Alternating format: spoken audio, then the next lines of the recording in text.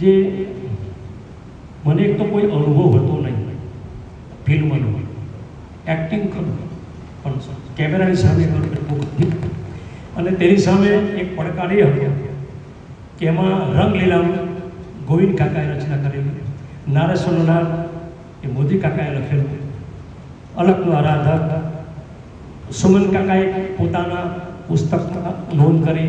આ બધા જે લેખકો છે ને એમણે બાપજીની બધી વાતો લખી, એમાં તારીખ સમય પણ લખ્યું, પણ ક્યાંક કોઈ કારણોસર એમાં થોડો વિરોધાભાસ. તમે આમાં ચોક્કસ શું આ જ સમય હશે, આ જ તારીખ હશે કે આ જ પ્લેસ હશે, અને એ અત્યારે કોઈ હયાત નથી ગોવિંદ કાકા, નથી સુમન કાકા, નથી વિઠ્ઠલ કાકા, મારા પિતાજી. તમે આની ચોકસાઈ કેવી રીતે કરી કે આ જ વસ્તુ સાચી છે? કારણ કે શું છે, કથામાં તો બોલેલી ને તે પૂરું થઈ જાય, પણ આ જ્યારે ફિલ્મ આવશે ને હવે પછીની પેઢી એને અનુસરશે કે આપણા બાપજી એટલે અવાજ, બાપજી આમ જ કરતા, બાપજી આમ, એટલે એટલી બધી નાની બીજું એકાદ એના પ્રવચનમાં કહ્યું હતું કે બાપજીની લટ આમ બાકી હોય ને તો આપણે પણ ધ્યાન રાખવું છે કે બાપજીની લટ આમાં ફિલ્મમાં બાકી હોવી જોઈએ. અને ભૂલમાં કદાચ જો શૂટિંગ થઈ ગયું અને પછી આપણે જોઈએ પાયલોટમાં તો ખબર પડે કે આ તો ખોટું વળી રીશૂટ કરી આપણે, પણ ત્યાં સુધી પ્રયત્ન કરવો છે. પણ એમાં એવું છે કે ફિલ્મ થશે, આપ જોશો ગમે એવું સારું ના.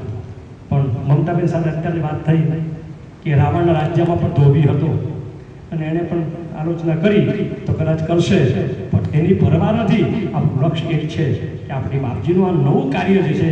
અને ધીરુ કાકાને અમેરિકા પણ પૂછ્યું ત્યારે અમારી એક મિટિંગ કરી, પણ ધીરુ કાકાની અવસ્થા તો એવી હતી કે થોડું બોલે પછી ભૂલી જાય. રેકોર્ડિંગ છે અમારી પાસે. એમણે કહ્યું કે આ થવું જોઈએ, આ કરજો જ કહેવાયના છેલ્લા આશીર્વાદ એના હતા. તો આવા અનેક અનુભવો. તમને બીજી વાત કરું કે આપણે એમાં રતનલાલ મહાત્માનું કેરેક્ટર છે. એ રતનલાલ કાકા જે મહાત્મા આપણે પરિવારમાં ઓળખીએ છીએ,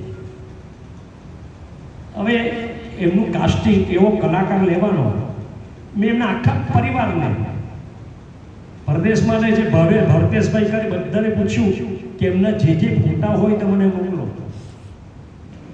એક જ ફોટો છે એમનો, અને જે ઉંમર થયા પછીની બાપજીએ 25-27 વર્ષની ઉંમરમાં એમની સાથે બધા શૂટિંગમાં જે દેખાશે તો તેનો ચહેરો ખબર નહીં કે કેવા રતનલાલ કાકા લાગતા, એ કેવી બોડી લેંગ્વેજ છે કંઈ ખબર નહીં. અને એને ફિલ્મમાં બતાવવું, કોઈની પાસે ફોટો નથી. હું તમને કહું, હું ચેલેન્જ સાથે કહું કે કોઈ પાસે ફોટો નથી એનો. એક જ ફોટો કે એક જ ચોક્કસ છે, એક જ ફોટો છે જે 70-75 વર્ષની ઉંમરનો છે, તો 25 વર્ષ એમને બતાવવા કેવી રીતે એમાં? તો તેને અમે એ ફોટાને ધ્યાનમાં રાખી અને ધીમે ધીમે વિચાર કરો કે આવા કદાચ લાગતા હશે, એટલે એવી રીતે એમ કાસ્ટિંગ કર્યું. ખુશાલભાઈ જે બાપજીને નારેશ્વર દાસ કાકા સાથે લાવેલા પહેલી વખત, હવે એ ખુશાલભાઈ એટલે આપણે અક્ષયભાઈના પપ્પાના દાદા થાય. ખુશાલભાઈનો કોઈને ફોટો જ નથી. હવે નામ છે પણ એ વ્યક્તિ કેવા લાગે, કેવો વેશ, કોઈ ખબર નહીં. તમે ખુશાલભાઈના દીકરા અક્ષયભાઈના દાદા થાય એનો ફોટો લીધો લીલોડ જઈને, અને પછી નક્કી કર્યું કે આ એવા લાગે. હવે અત્યારે મને જઈને ઓળખવા તો સિવિલ લાગે કે આવી બોડી લેંગ્વેજ છે, આવું છે, તો નજીક પહોંચવાનો પ્રયત્ન થાય. તો એ પ્રમાણે એ ખુશાલભાઈનું પણ અમે કાસ્ટિંગ કર્યું, એ આધારે કર્યું કે આવું લાગતા, આવું પહેરતા, આવી ટોપી પહેરતા, આ રીતે એ ખુશાલભાઈની સાથે. એટલે આવા અનેક અનુભવો થયા કે જેને ફિલ્મની અંદર કંડારમાં હોય ને થતા તો થઈ જાય, પછી કે ખુશાલ કાકા આવા લાગતા જ નહીં, તો આપણે કેવું પડે તારી પાસે છે ફોટો? કારણ કે હવે પ્રયત્ન કરવો છે, અને આ પ્રયત્નની અંદર 2-3 મહિના તો નીકળી ગયા અમારા કે કેવા હશે, કોણ હશે, ક્યાં હશે. ઘણા પાત્રો તો ખબર નહીં કે ક્યાંના છે, આ દ્રશ્ય ક્યાં થયું એ ખબર નહીં, અને છતાં એનો પ્રયત્ન કર્યો. અને એની અંદર સમય ઘણો બધો નીકળવા માંડ્યો, અને હજુ તો શૂટિંગની શરૂઆત થયેલી અને ત્યારથી જ પ્રશ્ન ક્યારે શરૂ થશે, ક્યારે શરૂ થશે. પણ ક્યાં કહેવું કે મેં ક્યાં પાયા છે. પણ હવે ફિલ્મ ક્યારે આવશે એની પણ ચર્ચાઓ થવા લાગી. અને પ્રણવભાઈ બહુ સરસ બધી વાત કરશે, પણ જ્યારે અમે એ ગોધરાનું શૂટિંગ પાદરામાં કરતા હતા અને એની અંદર માજીનું જે એક પાત્ર ભજવે છે જાનવી, બહુ સરસ એક્ટર છે, મહારાષ્ટ્ર.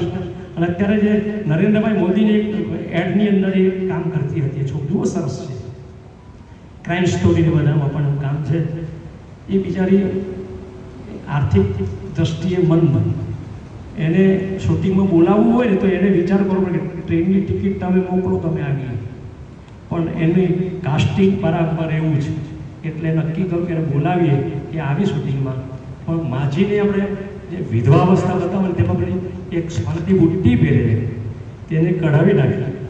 તેની પાછળ પેલી ફેર કેવું કહેવાય મને શબ્દો નથી ખબર, તે સોનાનું પડી ગયું. એ રડે કે સોનાનું છે આ. એટલે અમે કહ્યું, અમે ઝવેરી બજારમાં જ અમે ત્યારે શૂટિંગ કરતા હતા અને ત્યારે અમે કહ્યું કે જો બાપજીના કામ માટે આવી છે, બાપજી તું આનંદથી આવી છે ને તો દુઃખી થઈને નહીં જવા દઈએ, શોધીએ ન મળે ને તો તને આનાથી સારી બીજી અપાવીશું, પણ તું આનંદથી આપણી મને એમને કાર્ય કર. પણ જેને ત્યાં પડેલું ને તેને ચિંતા કે અમારા ઘરમાં પડે તો આ નહીં ચાલે. આખું ઘર શોધ્યું, નહીં મળે એવું, રાતના શોધ્યું, સવાર સુધી શોધે પણ નહીં મળ્યું. બીજી દિવસે એ શેરી નાકા ઉપર કચરાના ઢગલામાં શોધવા ગયા બેન, તેમાં તેને મળી ગઈ. કહેવાનો મતલબ એ છે કે આ તો અનેક એવા પ્રસંગો બન્યા અમારી સાથે કે જેને કોઈ એની પણ એક મને સ્ટોરી બને એવું છે આમાં, કે ઘણા બધા એવા પ્રસંગો બન્યા કે જે આપણે એમ સ્ટુડિયોની અંદર જ્યારે બાપજીનું આ શૂટિંગ ચાલતું હતું, બાપજી કોલેજમાં ભણતા ત્યારે, અને તે દિવસે એકદમ ચાલુ શૂટિંગમાં વરસાદ આવ્યો. અને ત્યારે એ બાપજી જે વર્ષમાં આ જે દ્રશ્ય થયેલું અને તે દ્રશ્ય એ દિવસે પણ વરસાદ હતો જ એવું અમને પ્રમાણ મળ્યું. ત્યારે થયું કે આ કુદરત અવધૂત પણ વાતાવરણ છે એ અનુભવ થયો કે ત્યારે હતું. ગઈકાલે અમે વલસાડમાં હતા ને, બધાને ખબર છે કે આખા ગુજરાતમાં હાઈએસ્ટ વરસાદ પડ્યો. અમારથી બહાર ન નીકળાય એટલે આજુબાજુ પાણી ભરાયા. તે મારો પૌત્ર છે ને પ્રાકામ્ય, એને આનંદ એટલા મળે કે વરસાદ જો વધારે પડે સ્કૂલમાં રજા મળે એટલે કે ડગલું આ 2-5 વરસાદ પડવાનો જ છે. મેં એને અમથું જ કહ્યું, જો ખરેખર કહું, મેં એમ જ કહ્યું કે ભલે અઠવાડિયું પડે પણ આવતીકાલે તો નહીં જ પડે. આવતીકાલે સૂર્યોદય થવાનો છે, કારણ કે અમે અંકલેશ્વરમાં બાપજીના કામ માટે જવાના છે અને સવારે સૂર્યોદય થયો ત્યાં. એટલે મેં એને કહ્યું, જો છે ને બાપજીનું કામ હવે આવતીકાલે આવતો વાળો ને આજે તો નહીં. એટલે બાપજી છે ને આપણા માટે સતત સાથે છે, શ્રદ્ધા હોવી જોઈએ આપણને. મને કોઈએ કહ્યું કે આજે અમે ટ્રાફિકમાં છીએ, વરસાદમાં અટવાયા છીએ, તો મેં કહ્યું કે હું વરસાદમાં આવ્યો છું, ટ્રાફિકમાં પાસ કરી આવ્યો. વલસાડ જેવું લોંગ ડિસ્ટન્સ તો અહીં બેઠેલામાંથી કોઈનું નથી અને રાત્રે 9 વાગે પછી મીટિંગ છે. પણ કહેવાનો મતલબ એ છે કે જેને રંગ રાખીને કોણ ચાખે ને, આપણે તો આ કાર્યમાં જોડાયા છે એટલે બીજું બધું વાતાવરણને આપણે અનુરૂપ બાપજી આપણી સાથે છે એવું શ્રદ્ધા રાખીને આપણે કાર્ય કરતા રહીશું. અને એટલા માટે આવા અનેક અલગ અનુભવ આપણને થયા છે.